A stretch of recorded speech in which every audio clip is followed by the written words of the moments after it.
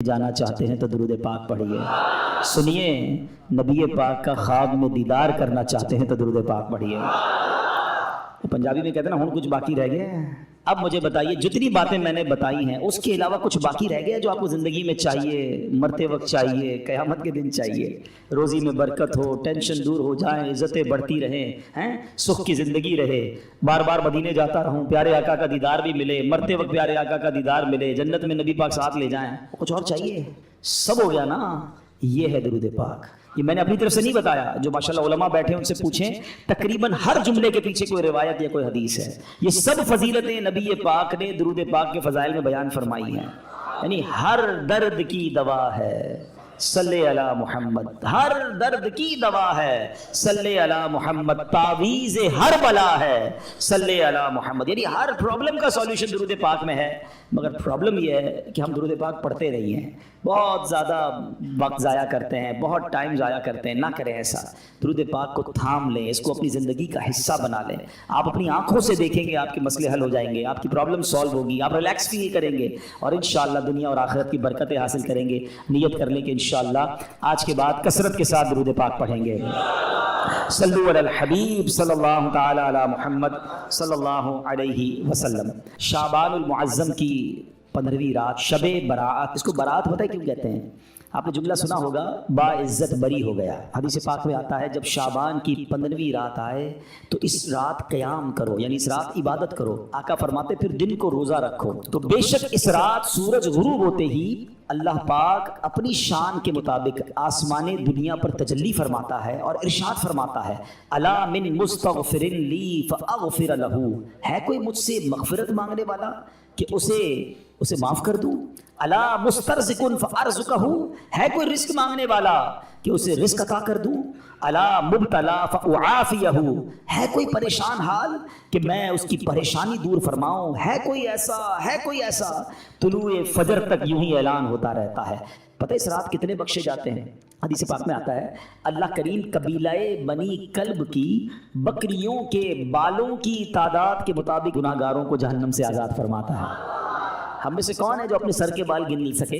they are not able to count our own hair. اپنے سر کے بال نہیں گن سکتے, ایک بکری کے بال نہیں گن سکتے. قبیلہ بنی کلب کے بارے میں آتا ہے ہزاروں بکریاں پالتا تھا, وہ سب سے بڑا قبیلہ تھا جو سب سے زیادہ بکریاں پالتا تھا. اس کا مطلب کروڑ لوگ بخشے جائیں گے. مگر حدیث پاک میں چند بد نصیبوں کا ذکر ہے کہ جو نہیں بخشے جائیں گے. فرمایا شرابی نہیں بخشا جائے گا, ماں باپ کا نافرمان نہیں بخشا جائے گا, زنا کا عادی نہیں بخشا جائے گا, رشتے توڑنے والا نہیں بخشا جائے گا, تصویر بنانے والا, یہ جو اپنے ہاتھ سے تصویریں بناتے ہیں, مجسمے بناتے ہیں, نہیں بخشا جائے گا. چغل خور نہیں بخشا جائے گا. ایک اور روایت کے مطابق نجومی, یہ جو کاہن ہوتے ہیں, یہ نہیں بخشے جائیں گے. جادو ٹونا کرنے والا نہیں بخشا جائے گا. تکبر والا لباس پہننے والا نہیں بخشا جائے گا. مسلمان سے بلا اجازت شرعی بغض و کینہ رکھنے والا, دشمنی چھپانے والا, دل میں جو بغض رکھتے ہیں, وہ بھی نہیں بخشا جائے گا. ذرا غور کیجئے, کہیں ایسا نہ ہو کروڑوں بخشے جائیں اور میری کسی بری عادت کی وجہ سے میں پھنس جاؤں اور میری بخشش نہ ہو. تو اے میرے پیارے اسلامی بھائیو, اللہ بڑا کریم ہے, وہ توبہ قبول کرنے والا ہے. یہ بہت بڑے گناہ ہیں. اس سے یہ بھی اندازہ ہوتا ہے کہ جب اتنی بڑی عنایت, اتنی بڑی مغفرت ہے, یہ کتنے بڑے گناہ ہیں. تو اے میرے پیارے اسلامی بھائیو, ہمیں توبہ کرنی ہے. ہم سب نے دنیا سے جانا ہے, ہم سب نے مرنا ہے. قبرستان بھی جانا سنت ہے نا, نہیں گئے تو ابھی آپ جائیے گا. یہ قبرستان جانا بھی ہمارے لیے عبرت کا سامان ہے, اسی لیے بھیجا گیا. نبی پاک فرماتے ہیں کہ پہلے میں تمہیں منع کرتا تھا, حدیث کا خلاصہ ہے کہ پہلے میں تمہیں منع کرتا تھا قبرستان جانے سے, اب جایا کرو اور وہاں جا کے عبرت لیا کرو. قبریں جا کر دیکھے تو صحیح, کچھ تو خیال کرے کہ یہی میری 2 گز کی زمین میرا بھی ٹھکانہ ہے. اتنے بڑے گھر ہو, بڑا ہوادار گھر ہو, ویسٹ اوپن ہو, ایئر کنڈیشن ہو, نرم بستر ہو, یار لائٹ جائے تو UPS بھی ہونا چاہیے, اسٹینڈ بائی جنریٹر بھی ہونا چاہیے. ایک رات بغیر پنکھے کے جس کو نیند نہیں آتی, قبر میں سانپ اور بچھو آ گئے تو کیا بنے گا؟ قبرستان جا کر دیکھے تو صحیح. آپ کو پتہ ہے آج کلفٹن کے علاقے میں آؤ, بلڈنگ دیکھ کے اندازہ ہو جاتا ہے سارے پیسے والے رہتے ہیں, بھائی 10 کروڑ کا فلیٹ ہے. ادھر بنگلے والے رہتے ہیں, یہ بڑے علاقے والے لوگ ہیں. غریب علاقے میں جاؤ تو گھر دیکھ کر پتہ چل جاتا ہے کہ مکین غریب ہے. دنیا میں مکان دیکھ کر مکین کا اندازہ ہو جاتا ہے. قبرستان میں قبر دیکھ کر اندازہ نہیں ہوتا. ہر قبر کی الگ کہانی ہے, ہر قبر کی الگ سٹوری ہے. حدیث پاک میں فرمایا قبر دو طرح کی ہوتی ہے. دیر از نو تھرڈ کیٹیگری. ہماری دنیا میں بہت ساری کیٹیگریز ہیں. فلیٹ الگ ہوتے ہیں, بلڈنگیں الگ ہوتی ہیں, بنگلو الگ ہوتے ہیں, مکان الگ ہوتے ہیں, جھونپڑیاں الگ ہوتی ہیں, روڈ پہ سونے والے الگ ہوتے ہیں. ہمارے شاید 50-60 کیٹیگری بن جائیں گی. Middle class, upper middle class, lower middle class, elite class, VIP class, بہت ساری کلاسیں لوگ بنا رہے ہوتے ہیں. There is only 2 classes in the graveyard. سنو غور سے. قبرستان جاتے ہو نا, نبی پاک علیہ السلام فرماتے ہیں قبر دو طرح کی ہوتی ہے. تیسری کیٹیگری نبی پاک نے بیان نہیں فرمائی. کیا فرمایا؟ فرمایا یا تو جہنم کے گھڑوں میں سے ایک گھڑا ہوتی ہے, یا تو جنت کے باغوں میں سے ایک باغ ہوتی ہے. عربی میں حدیث سن لو, انما القبر روضۃ من ریاض الجنہ. کتنا پیارا جملہ ہے.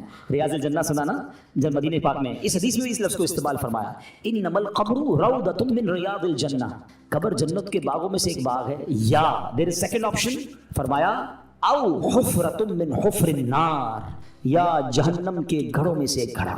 ایک سوال کرنا چاہتا ہوں, سچا جواب دینا, مجھے نہیں دینا, اپنے آپ کو دینا ہے. میں بھی اپنے آپ سے سوال کرتا ہوں, آپ سب بھی اپنے آپ سے سوال کریں, اور سچا ایمانداری والا جواب. آج میری موت ہو جائے, ہو تو سکتی ہے نا, آج تو بلکہ رات بھی وہی ہے جس میں لکھا جائے گا کہ اس رات کس نے جانا ہے. پتہ ہے ملک الموت کو ایک صحیفہ دے دیا جائے گا کہ اس رات اس بندے کی روح قبض کرنی ہے. مقام, time, every thing is decided. ہمیں نہیں پتا, مگر ہو سکتا ہے آج رات آخری ہو, کل آخری ہو. چلے آج میرا انتقال ہو گیا, سچا جواب دینا. گھمانا پھرا, اللہ کی بارگاہ میں کوئی کسی کو گھما پھرا نہیں سکتا. ہم اپنے آپ کو گھما سکتے ہیں, ادھر نہیں, وہاں تو بات ساری کلیئر ہے نا, دودھ کا دودھ, پانی کا پانی. سوال یہ کہ اگر آج مر گیا, قبر میں گیا, جیسی زندگی گزاری ہے, قبر جنت کا باغ بنے گی یا دوزخ کا گھڑا بنے گی؟ اپنے آپ سے پوچھ. اگر تو دل سے جواب آ رہا ہے کہ ہاں یار نماز پابندی سے ہیں, گناہ کی عادت نہیں ہے, تلاوت قرآن بھی ہے, میری آنکھیں بھی گناہ نہیں کرتی ہیں, میں کسی کو دکھ بھی نہیں دیتا ہوں, حرام روزی بھی نہیں کماتا ہوں, بے حیائی بھی نہیں کرتا ہوں, ماں باپ بھی میرے راضی ہیں. اللہ کرے ایسا کوئی اللہ کا ولی بیٹھا ہو جس کے دل سے سچی آواز آ جائے کہ جناب اپنا تو بیڑا پار ہے. باقی ہم جیسے گناہ گاروں کو تو ڈر ہی لگتا ہے کہ یار گناہ ہی زیادہ ہیں, نیکیاں اول تو کی تھوڑی ہیں, اور جو کی ہیں اس کا پتہ بھی نہیں قبول بھی ہوئی کہ نہیں, کیونکہ بہت سارے اس میں بھی پرابلم ہے. ریاکاری الگ ہے, دکھلاوا الگ ہے, بناوٹیں الگ ہیں, پتہ نہیں کتنے اس میں دنیا کے مقاصد ہماری نیکیوں میں شامل ہوتے ہیں. تو آپ مجھے بتاؤ پھر تیاری کب کریں گے؟ دو ہی کیٹیگریز ہیں نا, یا تو جنت کا باغ ہے یا دوزخ کا گھڑا. تو جنت کا باغ بنانے کی تیاری کب کرنی ہے ہم نے؟ ہمیں نہیں پتا اب کتنے دن رہ گئے ہیں. پچھلی شب برات میں کئی لوگ ہمارے ساتھ تھے, مگر آج وہ ہمارے ساتھ نہیں ہیں. ہو سکتا ہے اگلی شب برات مسجد میں اجتماع تو ہوگا مگر ہم نہ ہوں. باتیں کریں لوگ, یار پچھلی بار تو آیا تھا, اگر اس بار نہیں ہے, کہاں ہے؟ قبر میں ہے. کیا کریں گے قبر میں؟ قبرستان جاتے ہیں نا, ایک اور چیز دیکھا کریں. کبھی قبر میں تجوری دیکھی ہے؟ کوئی کفن میں جیب دیکھا ہو؟ نہ تجوری ہے نہ جیب ہے. جس مال کو جمع کرنے کے لیے دن رات ایک کر دیا وہ تو جانا ہی نہیں قبر میں. تو جو قبر میں جائے گا وہ کیا جائے گا, یہ سمجھنا ضروری ہے. آپ کو پتہ ہے جب میرا اور آپ کا انتقال ہوگا نا, روایتوں میں آتا ہے مرنے کے بعد رشتہ دار کہتے ہیں میت نے پیچھے کیا چھوڑا ہے. پتہ ہے فرشتے کیا کہتے ہیں؟ میت نے آگے کیا بھیجا ہے. ایکچوئل وہی ہے جو اعمال ہم آگے بھیجیں گے, مگر فکر ہی کسی کو نہیں. شب برات تو ریئلائز کر لو کہ اعمال جمع کرنے ہیں. مال ٹھیک ہے اتنا جمع کر لو جتنی دنیا گزر جائے گی, مگر یہ مال ادھر ہی رہ جائے گا. اور پھر کیسے موت اور عذاب کیسے آتا ہے, میں آپ کو ایک واقعہ سناتا ہوں.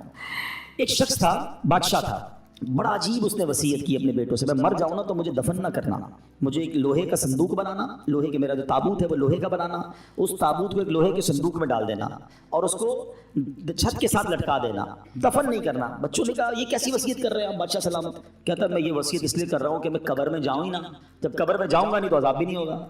اس کی اپنی منطق تھی. تو مرا تو بچوں نے اسی وصیت پر عمل کیا, لوہے کا تابوت بنایا, اس کو تالا لگایا, اس کو لوہے کے صندوق میں ڈالا, اس کو بھی تالا لگایا, پھر زنجیر سے اس کو لٹکا دیا چھت کے ساتھ. تو کہتے ہیں جب یہ سب ہو گیا تو ابھی کمرہ بند کیا, رات ہوئی تو کمرے سے آوازیں آنے لگی. سب پریشان کہ تابوت بھی بند, اس پر بھی تالا, صندوق پر بھی تالا, وہ تو لٹکا ہوا پر, لیکن اوپر سے بڑی خوفناک آوازیں آ رہی. ڈرتے ڈرتے صندوق کھولا, تابوت کھولا, تو دیکھ کر حیران رہ گئے کہ اس تابوت میں اس بادشاہ کی لاش کے اوپر ایک سانپ بیٹھا ہوا ہے, اس کے چہرے کو کاٹ رہا ہے. کوئی جگہ نہیں تھی, کوئی سوراخ نہیں تھا, وہ کیسے پہنچا اندر؟ سب حیران. اب جناب بڑی مشکل سے سانپ کو نکالا, اس کو مارا, پھر صندوق کو بند کیا, پھر لٹکا دیا.